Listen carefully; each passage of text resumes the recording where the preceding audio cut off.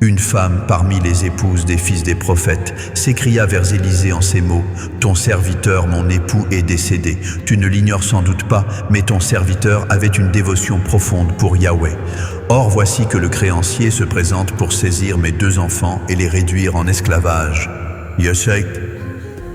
Élisée l'interrogea: « Comment puis-je t'aider? Dis-moi, qu'as-tu dans ta demeure ?» Elle répondit avec humilité: « Ta servante ne possède en ce lieu qu'un simple vase d'huile. » Il lui ordonna: « Va quêter des vases chez tous tes voisins, des récipients vides, et n'en demande pas un petit nombre. Une fois rentré, ferme bien la porte derrière toi et tes enfants. Verse l'huile dans tous ces vases et mets de côté chaque vase rempli. » Elle le quitta et suivit ses instructions. Elle ferma la porte sur elle et ses enfants. Ses fils lui tendaient les vases et elle versait continuellement l'huile. Lorsque tous les vases furent remplis, elle dit à son fils: « Présente-moi encore un vase. » Mais il répondit: « Il n'y a plus de vase. » Alors le flux d'huile s'arrêta. Elle alla rapporter cela à l'homme de Dieu, qui déclara: « Va vendre cette huile, acquitte ta dette, et survivez toi et tes fils, grâce à ce qui restera. » Un jour, Élisée passait par Sunem. Une femme éminente du lieu le pressa d'accepter son hospitalité. Depuis, chaque fois qu'il passait, il se rendait chez elle pour partager un repas. Elle dit à son époux: « Je sais que cet homme de Dieu qui aime venir chez nous est un saint homme.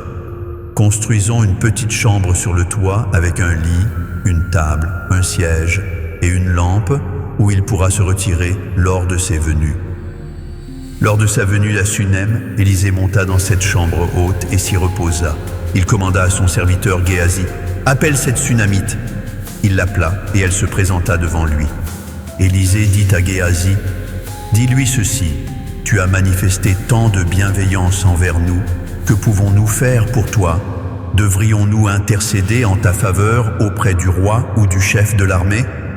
Elle répondit: « J'habite en sécurité au milieu de mon peuple. » Élisée demanda: « Que peut-on faire pour elle ?» Géasi suggéra: « Eh bien, elle n'a pas de fils et son mari est âgé. » Élisée demanda de l'appeler à nouveau. Elle se tint à la porte. Élisée annonça: « À cette même époque l'an prochain, tu serreras un fils dans tes bras. » Elle protesta: « Non, mon Seigneur, homme de Dieu, ne trompe pas ta servante. » Miraculeusement, la femme conçut et enfanta un fils à la même période, l'année suivante, comme Élisée le lui avait dit. L'enfant grandit, mais un jour où il était avec son père pendant la moisson, il cria: « Ma tête! Ma tête !» Son père ordonna à un serviteur de le ramener à sa mère. Placé sur ses genoux jusqu'à midi, l'enfant mourut. Elle monta, l'étendit sur le lit de l'homme de Dieu et sortit après avoir fermé la porte. Elle appela son mari et demanda un serviteur et une ânesse pour se rendre promptement vers l'homme de Dieu. Son mari s'étonna. « Pourquoi y vas-tu aujourd'hui? Ce n'est ni nouvelle lune ni sabbat. » Elle rétorqua: « Tout va bien. » Ayant scellé l'ânesse, elle ordonna au serviteur de presser le pas sans interruption jusqu'à son arrivée. Elle arriva donc auprès de l'homme de Dieu sur la montagne du Carmel. Depuis loin, l'homme de Dieu la reconnut et envoya Géasi à sa rencontre pour s'enquérir de leur santé. Elle répondit: « Tout va bien. » Dès qu'elle arriva près de l'homme de Dieu sur la montagne, elle se jeta à ses pieds.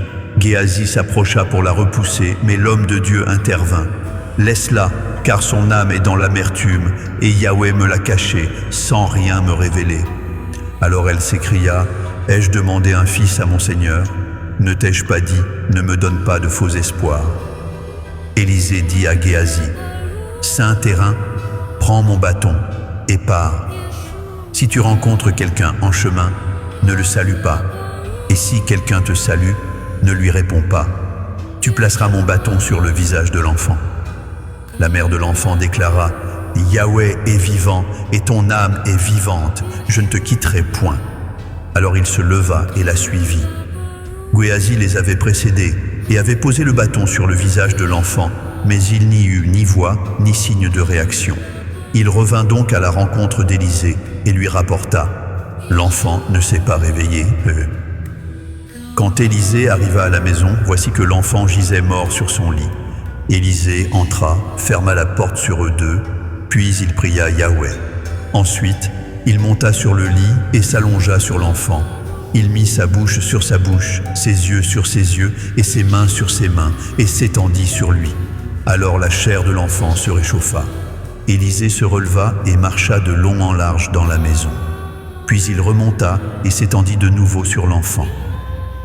Le jeune garçon éternua 7 fois, puis il ouvrit les yeux. Élisée appela Géasi et lui dit « Appelle cette Sunamite !» Géasi l'appela et elle vint vers lui. Élisée lui dit « Prends ton fils ». Elle entra, se jeta à ses pieds et se prosterna à terre. Ensuite, elle prit son fils et sortit.